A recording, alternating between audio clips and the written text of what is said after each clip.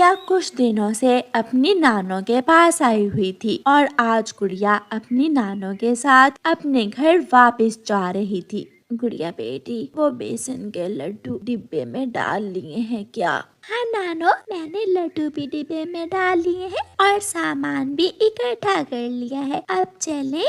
रुको, मैं अपना छाता उठा लूं। लेकिन नानो, मौसम तो साफ है, कौन सा बारिश हो रही है? बेटी, आजकल के मौसम का क्या पता कि कब बारिश शुरू हो जाए। गुड़िया और उसकी नानो अपने घर से बाहर निकलती हैं और वहाँ से चलती हैं। रास्ते में गुड़िया और उसकी नानो एक जगह रुकती हैं। वो नदी से ठंडा पानी पीती हैं, थोड़ा आराम करती हैं। नानो, ये कौन सा जंगल है? गुड़िया बेटी, ये फूलों वाला जंगल है। इस जंगल के फूल दूर दूर तक मशहूर हैं। नानो, मुझे ये जंगल बहुत अच्छा लगा। अब चलें? हाँ बेटी, पानी भी पी लिया, आराम भी कर लिया, अब हमें जाना ही चाहिए। नानो और गुड़िया फिर से उड़ती हैं। जब वो अपने जंगल में पहुंचती हैं तो बारिश शुरू हो जाती है और गुड़िया की नानो के पंख से छाता छूट जाता है। तेज हवा गुड़िया की नानो का छाता उड़ाकर ले जाती है। नानो, हमारा छाता तो गया, अब हमें क्या करना होगा? बेटी, वो सामने किसी का घर है, थोड़ी देर वहाँ रुक जाती हैं और जब बारिश रुकेगी तो फिर अपने घर चली जाएंगी। फिर गुड़िया और उसकी नानो उस घर के दरवाजे पर आकर दस्तक देती हैं। बूढ़ी माँ जी, बताएं क्या काम है? बेटी, हम जा रही थी कि बारिश शुरू हो गई, थोड़ी देर तुम्हारे घर में आश्रय लेने आए हैं। गोरी कव्वी गुड़िया और उसकी नानो को अपने घर में ले जाती है। लाए लाए, अपना सामान मुझे दे, मैं वहाँ रख देता हूँ। कालू कौवा गुड़िया से उसका लड्डुओं वाला डिब्बा पकड़ता है और रसोई में जाकर डिब्बे से लड्डू निकाल लेता है। कव्वी बेटी, मुझे आपसे मिलकर बहुत खुशी हुई। माँ जी, आप हमेशा मुझे याद रखोगी, क्योंकि जो कोई भी मुझसे मिलता है वो हमेशा मुझे याद रखता है। थोड़ी देर बाद बारिश रुक जाती है। नानो, बारिश तो रुक गई है, अब हमें अपने घर जाना चाहिए। हाँ बेटी, चलो चलें। अंकल, मेरा डिब्बा और सामान ला दें। कालू कौवा खाली डिब्बा और गुड़िया का सामान उन्हें दे देता है और गुड़िया अपनी नानो के साथ वहाँ से चली जाती है। घर जाकर गुड़िया की नानो अपनी बेटी गुड़िया की मम्मा से कहती है, भूजो तो मैं अपनी बेटी नानो के लिए क्या लाई हूँ। बेसन के लड्डू, है ना माँ? मम्मा, आपको कैसे पता चला? मुझे पता है, आपकी नानो को मालूम है कि मुझे बेसन के लड्डू बहुत पसंद हैं। गुड़िया की मम्मा डिब्बा खोलती है तो डिब्बा अंदर से खाली था। माँ, डिब्बा तो खाली है, इसमें तो कुछ भी नहीं है। ये कैसे हो सकता है? मैंने अपने हाथों से डिब्बे में 5 लड्डू रखे थे। गुड़िया बेटी, इसका मतलब वो कौवे जहाँ हम थोड़ी देर के लिए रुके थे, उन्होंने हमारे डिब्बे से लड्डू निकाल लिए हैं। गुड़िया बेटी, क्या आप कौवों के घर में रुकी थी? हाँ मम्मा। बेटी, वो कौवे तो 1 नंबर के चोर हैं, डिब्बे से लड्डू जरूर उन्होंने ही निकाल लिए होंगे। गुड़िया बेटी, चिंता ना करो, मैं भी उन कौवों को इसकी सजा जरूर दूंगी। जैसा उन्होंने हमारे साथ किया, उन कौवों के साथ ऐसा ही करेंगे हम।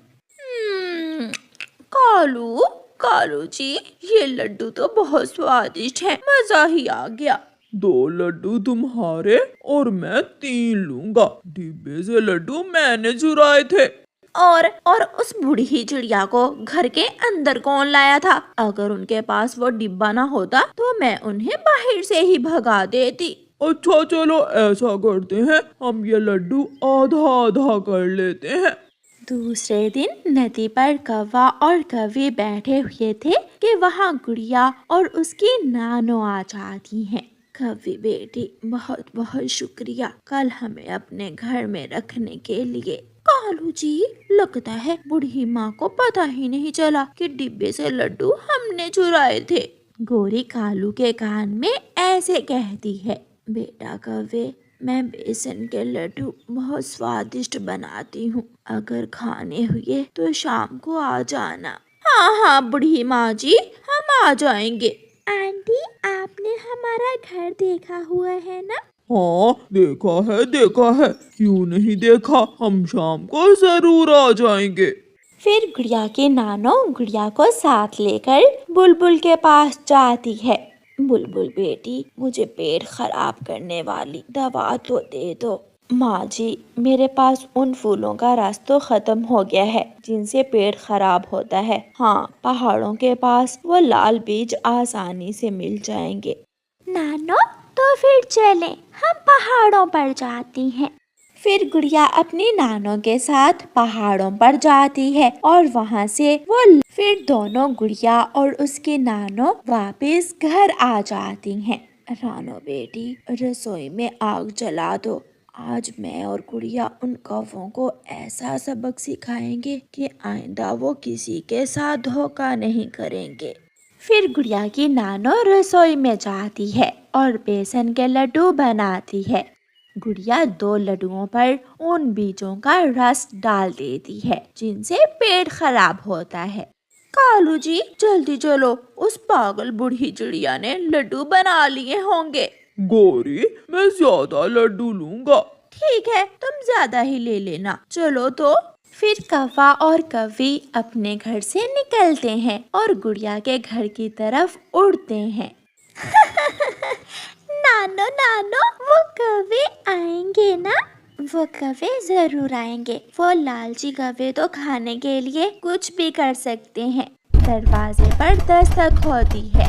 गुड़िया दरवाजा खोलती है तो बाहर गोरी और कालू खड़े थे। हम आ गए। आए आए, आंटी और अंकल अंदर आ जाए। मेरी नानो आपके लिए स्पेशल लड्डू बना रही है।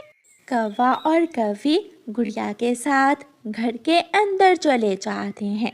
बूढ़ी माँ जी, पहले मुझे लड्डू दे दो, कालू जी को बाद में दे देना।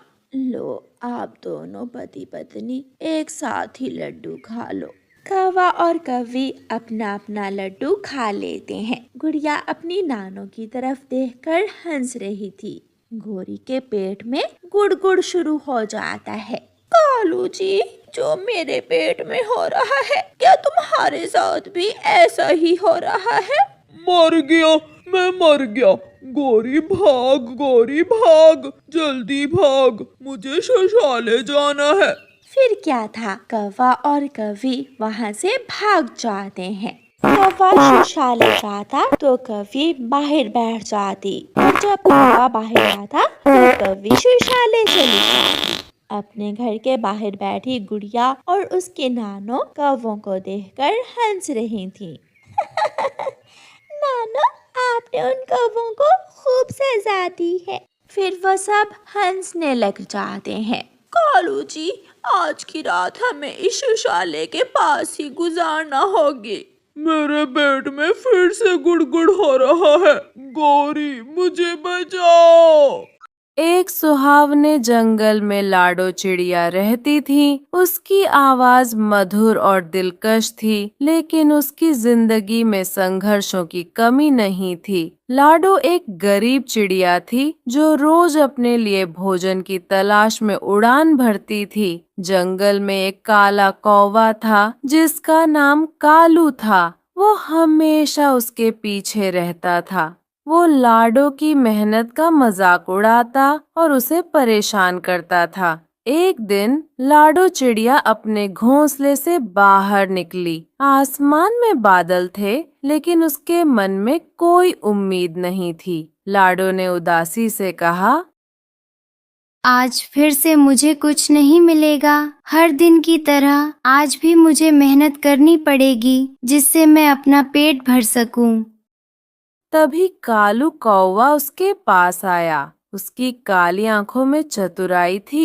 तभी कालू ने हंसते हुए कहा, अरे लाडो, तुम फिर से बेकार में उड़ रही हो। तुम्हारे पास कुछ नहीं है, फिर भी तुम मेहनत कर रही हो। मेरी मेहनत कभी बेकार नहीं जाती कालू। एक दिन मेरी मेहनत जरूर रंग लाएगी। तुम्हारी मेहनत, तुम तो हमेशा से ही गरीब हो और रहोगी, कभी कुछ अच्छा नहीं होगा। कालू ने उसका मजाक उड़ाया। एक दिन लाडो जब जंगल में भोजन की तलाश कर रही थी, तभी उसे एक चमकदार वस्तु दिखाई दी। लाडो ने अपनी आंखें चौड़ी की।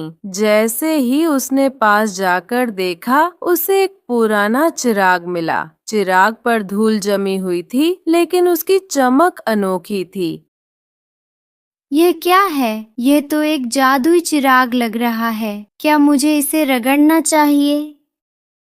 ऐसा सोचकर उसने चिराग को रगड़ा। तभी एक धुएं का बादल उभरा और उसमें से एक जिन्न प्रकट हुआ। तुमने मुझे जगाया है प्यारी चिड़िया, मैं तुम्हारी 3 इच्छाएं पूरी करूंगा। ये सुनकर लाडो ने खुशी से कहा, मेरी पहली इच्छा है कि मुझे हमेशा के लिए भरपूर खाना मिले। जिन्न ने एक झटके में उसे एक बाग में पहुंचाया, जहां तरह तरह के फल फूल लगे थे। वाह, यह तो अद्भुत है। अब मुझे खाने की चिंता कभी नहीं रहेगी। लेकिन कालू कौवा, जो हमेशा उसके पीछे रहता था, वो वहां भी पहुंच गया। अरे लाडो चिड़िया, तुमने ये क्या किया? तुम्हें ये सब कैसे मिला? बताओ मुझे। मैंने एक जादुई चिराग पाया है कालू। अब मैं हमेशा खुश रहूंगी। जादुई चिराग? हाँ, एक दिन तुम्हें इसका पछतावा होगा। कालू ने ये कहा और वहां से उड़ गया। लाडो ने अपने नए बाग में समय बिताना शुरू कर दिया, लेकिन उसके मन में दूसरी इच्छा भी थी। जिन्न, मेरी दूसरी इच्छा है कि मैं उड़ने में और अधिक तेज हो जाऊं। ये सुनकर जिन्न ने एक बार फिर जादू किया और लाडो को और तेज बना दिया। लाडो ने खुशी से कहा, अब मैं उड़ान भरते समय हवा को चीर सकती हूँ। लेकिन कालू कौवा ने इसे भी देखा और बोला, तुम्हारी खुशी ज्यादा देर नहीं टिकेगी लाडो। मैं तुम्हें ऐसा सबक सिखाऊंगा कि तुम कभी नहीं भूलोगी।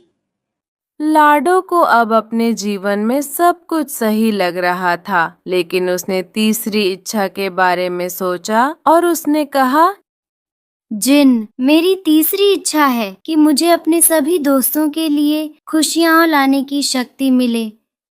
जिन्न ने फिर से जादू किया और लाडो के चारों ओर चमक फैल गई। अब मैं अपने दोस्तों को भी खुशियाँ दे सकती हूँ।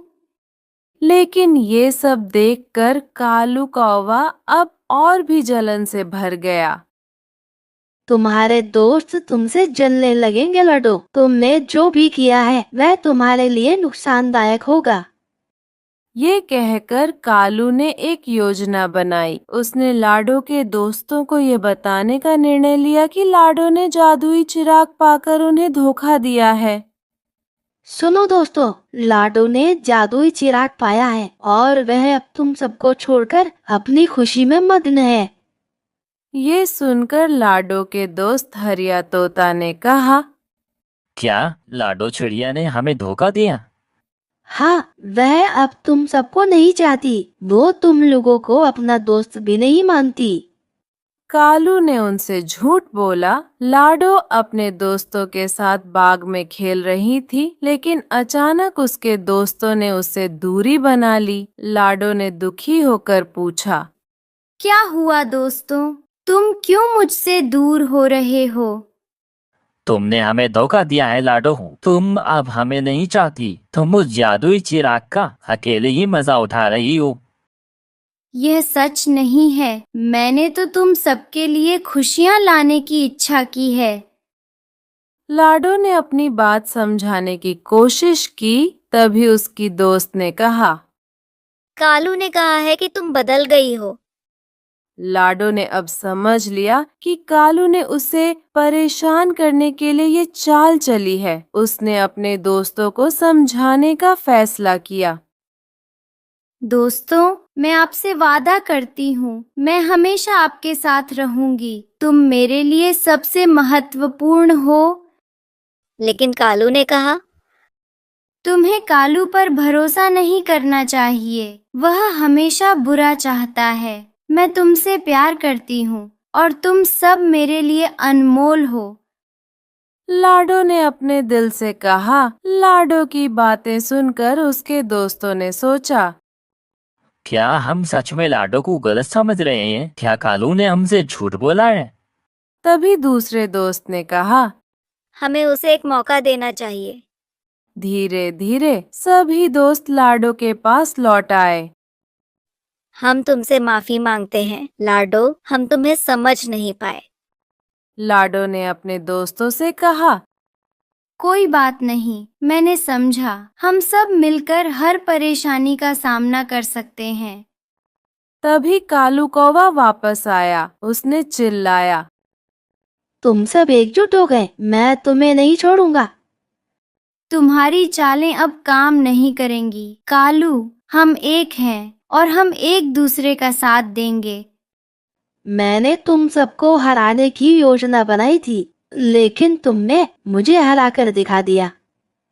कालू ने ये कहा और वहां से उड़ गया। लाडो चिड़िया ने जादुई चिराग की मदद से अपनी ही नहीं बल्कि अपने दोस्तों की भी जिंदगी बदल दी थी। इस कहानी से हमें यह सीख मिलती है कि हमें एक दूसरे पर भरोसा करना चाहिए और बुरे लोगों के झूठ से नहीं डरना चाहिए। लाडो चिड़िया ने यह साबित कर दिया कि सच्ची दोस्ती और मेहनत से हर मुश्किल का सामना किया जा सकता है।